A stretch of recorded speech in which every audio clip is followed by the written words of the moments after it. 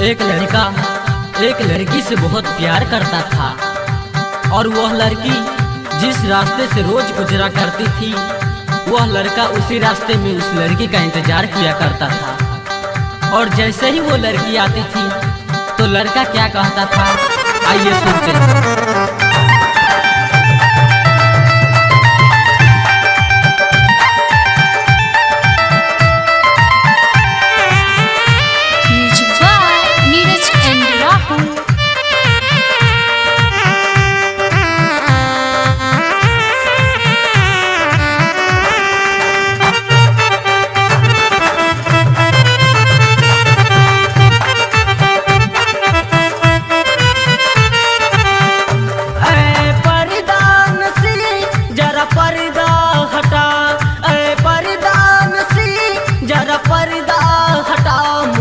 अपनी मोहब्बत का जलवा दिखा, मुझे अपनी मोहब्बत का जलवा दिखा।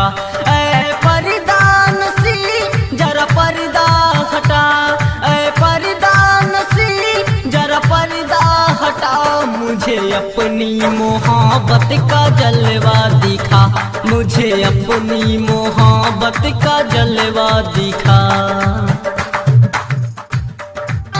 तो लड़की बिना जवाब दिए हुए उसे नकार कर चली जाती। तो फिर भी वो लड़का अगले दिन भी उस लड़की का इंतजार करता है और फिर जैसे ही वो लड़की आती है तो फिर लड़का बोलता है, अब मुझको ना इतना सता, अब मुझको ना इतना सता, मुझे अपनी मोहब्बत का जलवा दिखा। ऐ पर्दा नसी जरा पर्दा हटा।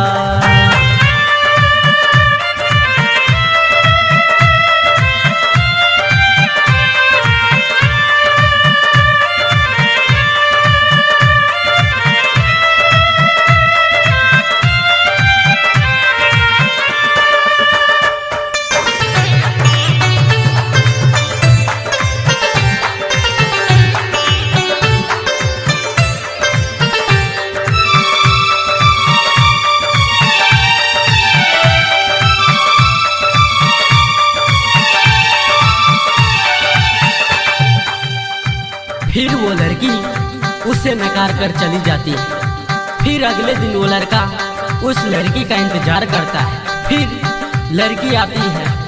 उस दिन वो लड़का बहुत ही उदास रहता है। तो फिर दुखी के साथ कहता है, अगर आज न पर्दा हटाओगी, अगर आज न पर्दा हटाओगी, कल मरा हुआ मुझे पाओगी, कल मरा हुआ मुझे पाओगी।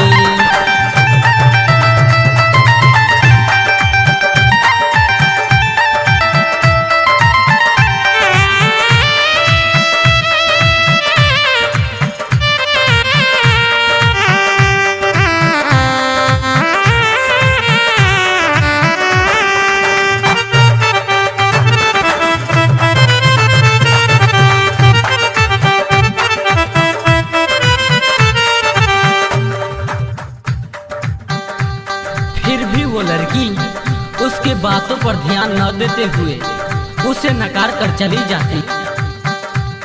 फिर अगले दिन वो लड़की आती है तो उस लड़के को नहीं देखती। तो वो मन ही मन घबराती है और उनके अड़ोस पड़ोस साथियों से पूछने लगती है कि वो लड़का कहाँ है। तो उनके अड़ोस पड़ोस साथियों बताते हैं कि उसने तो तुम्हारे प्यार में खुदकुशी कर ली। तो लड़की रोते हुए उसके कब्र के पास जाती है और रोते हुए कहती है, ऐ आशिक मेरे दीदार कर, मैंने पर्दा हटा दी स्वीकार कर, आज भर के मुझसे तू प्यार कर, आज भर के मुझसे तू प्यार कर।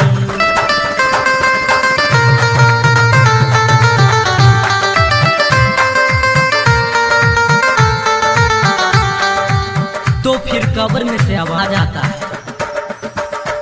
ऐ खुदा तेरी कैसी इंसाफ है, ऐ खुदा तेरी कैसी इंसाफ है। मैं हूँ पर्दे में वो बेनकाब है, मैं हूँ पर्दे में वो बेनकाब है। मैं हूँ पर्दे में वो बेनकाब है, मैं हूँ पर्दे में वो बेनकाब है, मैं हूँ पर्दे में